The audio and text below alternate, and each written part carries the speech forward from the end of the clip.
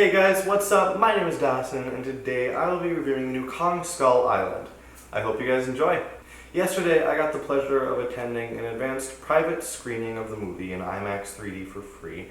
And let me just say that was crazy. Such a fun experience. I had never been to a screening before, and it just felt really awesome being one of the first people in the general public to see this movie before it officially releases next Friday. I'm going to start with this, and I think it'll set the tone for this review pretty well. After getting out of the movie and checking my messages, because they had a very strict no phone policy during the movie. Like, if they even saw the light of your phone on during the movie, you were out of there. They literally had 5 guys and 2 girls dressed in suits to make sure of that, with these really official flashlights. Not even joking. So, after I got out, I get a text from my friend asking not only how the movie was, but if it was like every other King Kong movie. And that made me think. My first immediate response was, now you don't have the filmmakers going to an island to film a movie, you don't have a creepy tribe trying to sacrifice people, and Kong doesn't wrestle with a T-Rex in the final act.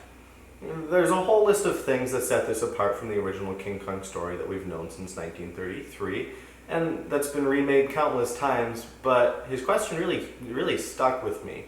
And it made me wonder what sets this movie apart from other monster movies, and ultimately the question I'm going to be answering throughout this review will be, was there anything special about it? With that, I'm going to start with the characters. This cast list was massive, and I loved it.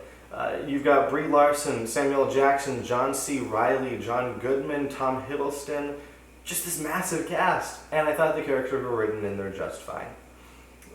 Samuel L. Jackson got to say his Samuel L. Jackson things, you know, the one-liners, and John Goodman played a scientist, along with Corey Hawkins, which I actually really loved his character in this movie.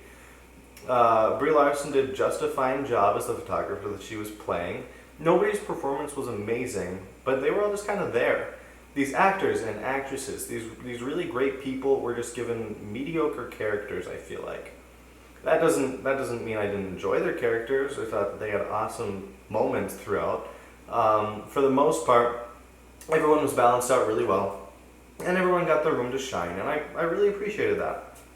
But with having a cast like this, you really need to balance everybody out. This movie immediately starts introducing characters, and I noticed how it switched places really often. Kind of like how Rogue One did in the beginning setup, but when you try to get the audience to care about the characters, the people in the movie, you need to do it in a really productive way, and at times it somewhat felt forced, because of course the filmmakers couldn't have the audience not caring about someone when they died. So I think that aspect of the movie could have been handled just a little bit better. Throughout this movie, they really try to make you laugh. Lots of comedic relief, and that's understandable. It's the 70s, you've got classic music playing from records all the time in this film, and they're trying to set a tone for this movie. But for me, some of the jokes came off cheesy or repeated, or just one-liners that fell flat. But the majority of this movie was handled really well. There were plenty of times that had me genuinely laughing, and it was awesome. The filmmakers definitely knew what kind of movie they set out to make, and poured their hearts and souls into it. So, let's talk about another group of people that pour their hearts and soul into something.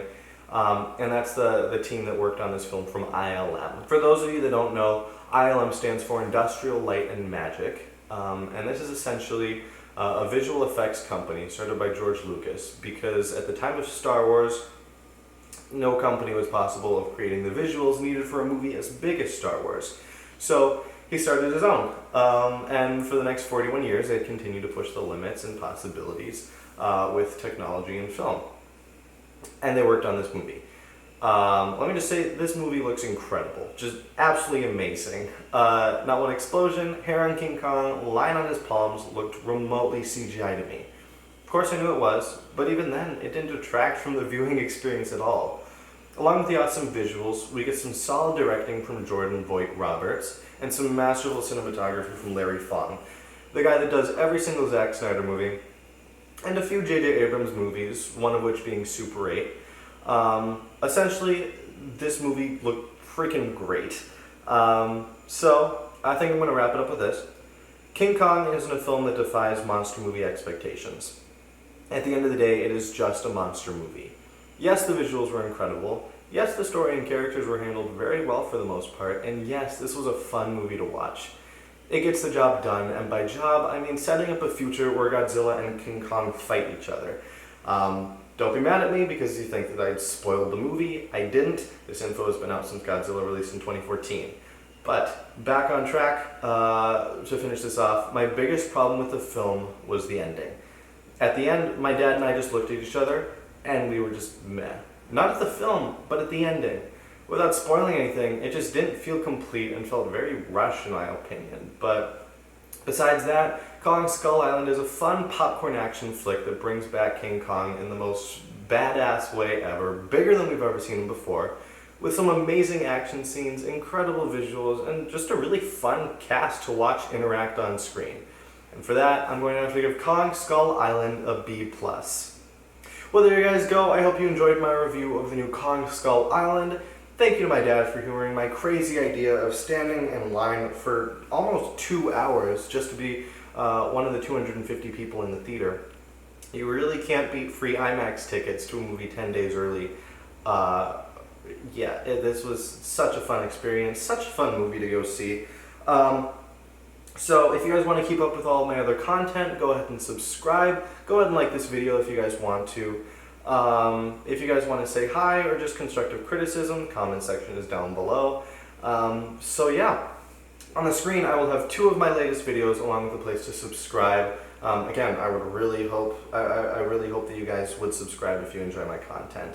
And if you don't, let me know what I can do better in the comments. So, yeah, again, I really hope you guys enjoy this video. I'll see you guys next time.